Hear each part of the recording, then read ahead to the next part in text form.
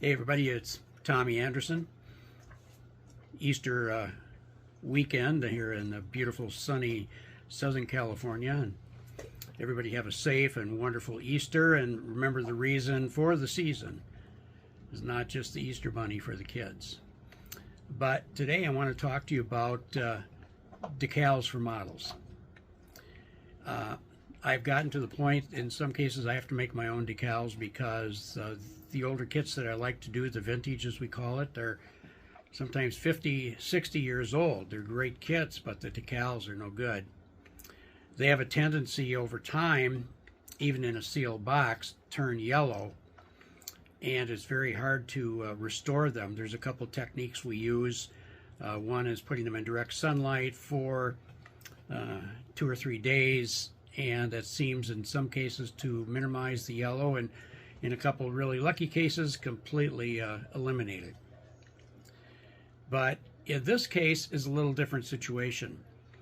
At the estate sale I was at, and I found all those vintage kits, I found a vintage Aurora Martin B-26 Martin bomber, which is a rather large scale kit. It's rare, it's hard to come by, and I know my buddy Eric from his popular show celebrating vintage model kits wants to build one and wanted one, so I picked it up for him, and he's going to build it and put it on his show. But it was lacking instructions and decals. My first thing I do is I look on the secondary market and see if there are any decals that are available, and there no, those are really hard to come by. Instructions are hard to come by also, but one of the two websites that we use, ScaleMates, sometimes has the original instructions you can download or copies of them, or the other one is Brit Modeler out of Britain. But in this case, they had a photo of the original decals, so I downloaded it. And it was quite yellow, which is to be expected. And so I realized, well, I'm going to have to make new ones for Eric for his kit, because otherwise, you know, you're kind of stuck. So what I did was, in this case, I scanned, or I didn't, correct me, I did not scan the decals in this case. I actually scanned one of the wings, which the old Aurora kits and some of the kits of that time had a embossed area where to put the decals, so I knew what the size of it was. So I scanned that, and then I put it on the on my computer, and I started to do my magic. And one of the things I did is I lined up the decal with the embossed area, 1-to-1 scale.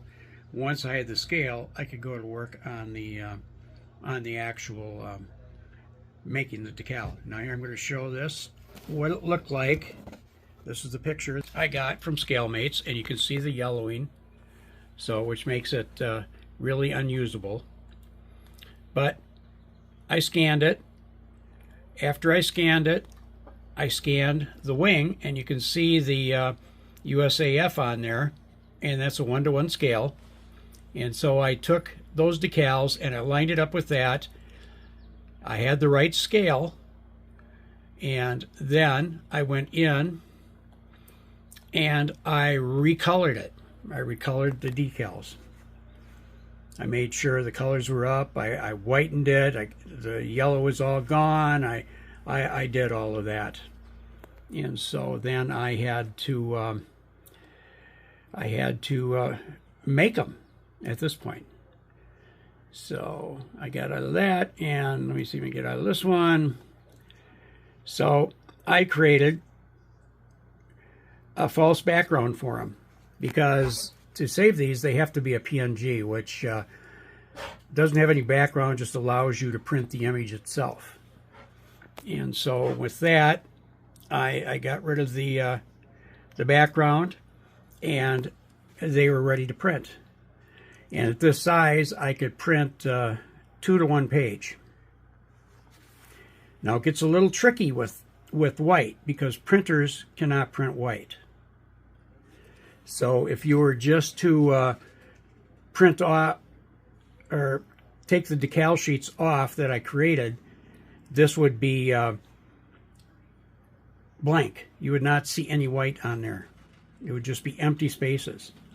So I have to make 2 different decals. I make one with the clear background, and I make one with a white background. Now the white background, as you can see, like it needs to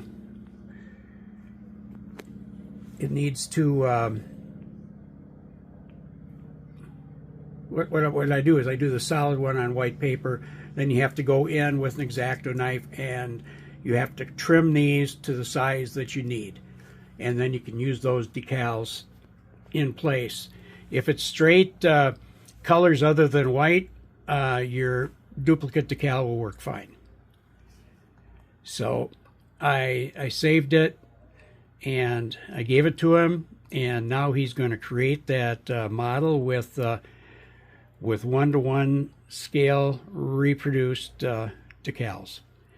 So in the future, I will show you when I actually scan an old decal and I restore it to life via my computer and the decal paper. But I hope this helps people, and we will talk in the future. Have a blessed day.